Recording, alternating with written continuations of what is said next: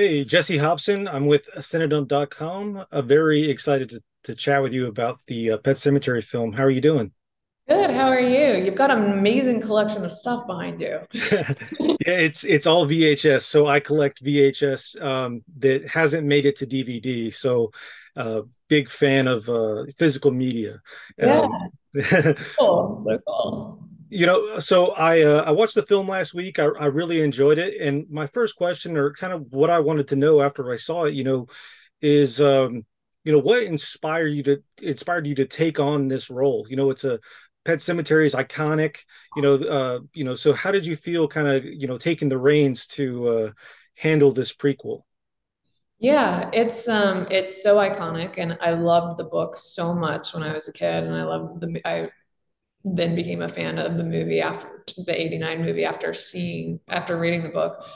But I wanted to take on a prequel specifically because I had so many questions that I wanted answers to after reading the book and after watching that movie. And I felt like it was an opportunity as a fan to give myself answers I had always wanted. Yeah, and that kind of leads me to my next question. How did you approach, maintaining that original essence and tone, that of Pet Cemetery, while also introducing new elements and that backstory? Yeah, it was always a delicate balance. For me, it had to start with the core theme that is in every pet cemetery, which is, that moral question, what would you do to spend one more day with somebody you love? And so that was an integral part to get right. But then branching that out, I wanted to explore that same question of what would you do for the people you love and see it, how does it weigh on the town and not just one family? And what are these secrets? And I wanted to kind of create this idea that there was almost a conspiracy and a cover up, and that there's all this stuff we don't know and haven't been told. And in the book, there's so much mythology that's kind of hinted at, but not fully explained. And so for me, it was an exercise of revisiting and revisiting the book and pulling on threads and being like, oh, that could relate to this could relate to that. It was a bit of a murder board that I put together. Awesome. Yeah. So speaking of conspiracies, I think what initially hooked me was the trailer and David Duchovny. Were you a fan of his prior to this? And how do you kind of separate yourself, from I have a job to do here and like not, being like a huge fan of the X-Files or something along those lines. Yeah, I mean, a huge fan of David, both as an artist and a human, now that I know him well. He's just the most amazing person. In addition, if you don't know, in addition to being an actor, he's also a musician, a best-selling novelist, an amazing father. But I wanted to cast him in this not just because of his amazing history and genre, but because he played a father so beautifully in Yeah. California. And I thought that that vibe was so important to this role. And it was something that really attracted him to the role too. When I sent him the script, and he immediately connected to kind of the themes of what a father would do for their son. Yeah, I couldn't agree more. You know, uh, Pet Cemetery, we kind of touched on it a bit, has a huge cult following. And I think you said it, a rich literary history. How do you consider the expectations of the existing fan base while developing a prequel like this? And how did that, if at all, influence your creative process? Yeah, I mean, I thought about it a lot. And for me, I had to be honest to the spirit of the book, and that meant, of course, including beloved characters, but that meant having this moral question at the center. That meant um, kind of returning to that tone of the book, which is very much like a drama, a human drama that just happens to be really terrifying. So that was important. And then just honoring a lot of the details that are in the book, the yellows of the swamp, the even the cannibalism, for instance, is something that's in the book but not in the movie adaptations. And that's something I wanted to bring into this film as well. There's so much in the book that's never been put in movies, and so that was important to me. Yeah, I couldn't agree more. And I actually have a soft spot for the sequel. You know, it kind of gets looked over when we Yeah. people discuss these projects. You know, is did you go back and watch the films prior to this as well, or I didn't rewatch the films. I actually very purposefully didn't rewatch the films until a couple weeks ago when I was preparing to just refresh and talk about them because I wanted to make sure I was doing my own thing. I just kept rereading the book, yeah? and that was really my North Star. How do you, so now that you've rewatched them, how do you think it fits, you know, in the Yeah, I mean, world? the timeline is obviously closer to the 2019 film. But I think it's just its own thing. It's a prequel to the book, but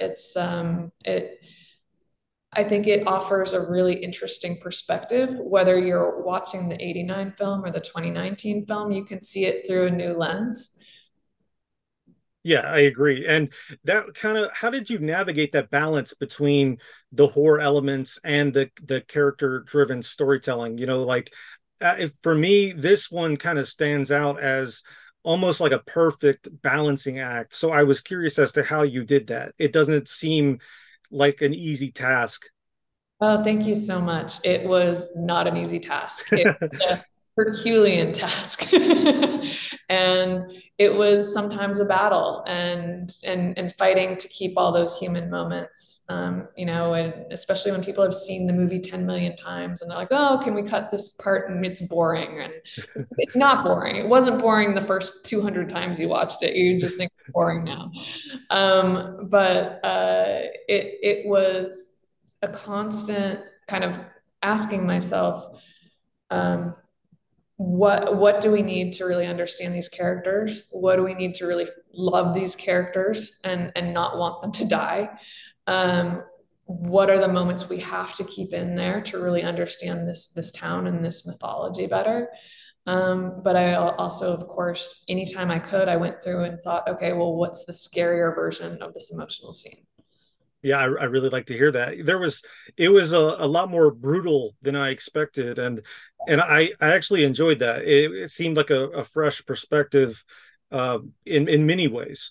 And for without giving spoilers or you know too much away, is there anything that you're most excited about for the audience to experience, or you know, or just take away, you know, from your story? Yeah, brutal is a really good word. This movie is fucking brutal and it's so raw and very violent at times, but it's also sometimes really fun and funny and warm. And there are sweet moments between friends and siblings and father and son. And I that was important to me. That's what life is, right? It's not a horror movie or a drama or a comedy. It's everything. And I I hope that people come out of the movie and feel both surprised by what they watched. I hope they feel surprised by the fact that maybe this is the prequel they didn't know that they needed, and now, and now they're really glad it exists. Um, I hope that people come out of it thinking about responsibility. That's why I ended the film with King's quote about a man grows what he can and he tends to it. That's a quote from the book that I always loved. And I think it's just all about like, taking care of what you're supposed to take care of. And in this case, it's paying for those past sins. And um, yeah, I hope people come out of it thinking a movie doesn't just have to be a total scare gore fest to be really fucking scary. Yeah, I agree. You know, there is a lot of memorable moments in this film, and you know what comes with memorable, you know, it kind of equals challenging. So Yeah. I to wrap up, you know, I kind of want to ask, you know, were there any challenging moments that you guys face? I'm sure there are, especially considering you know, the landscape. But how did you overcome those moments? Caffeine. Um, no, everything was a challenge. We had really, really intense days, really intense shoot schedule. We're shooting. The only set that I built was the tunnels, and then I built the swamp in a real forest. Wow. So we're dealing a lot with the elements and real places and all the challenges that come with that. We have so many action sequences and things that are a challenge for the actors to shoot. And everybody honestly was just so excited by what we were making. They came to the days just charged and pumped to make it happen. And really it was a team effort to just get through any challenge together. There was a line in the script that I wrote that got cut from post, but Norma says there's a line about like apple pie fixing anything, and so I code named the film Apple Pie, um, Oh. and told the crew, that we can fix anything, and that was kind of our spirit going into each day is that we can get this, we can just keep trying, we can get this right. Well, I love to hear that. That's definitely how I felt as a viewer. It seemed like you guys were working very hard. Yeah, I just want to let you know here at CineDump, we let the doers know how they're doing. And Lindsey, you are doing just fine. Love the film. I can't thank you enough for making it happen. And thank you so much for your time. Thank you so much. I really appreciate it, and it was Of a pleasure course. to talk to you.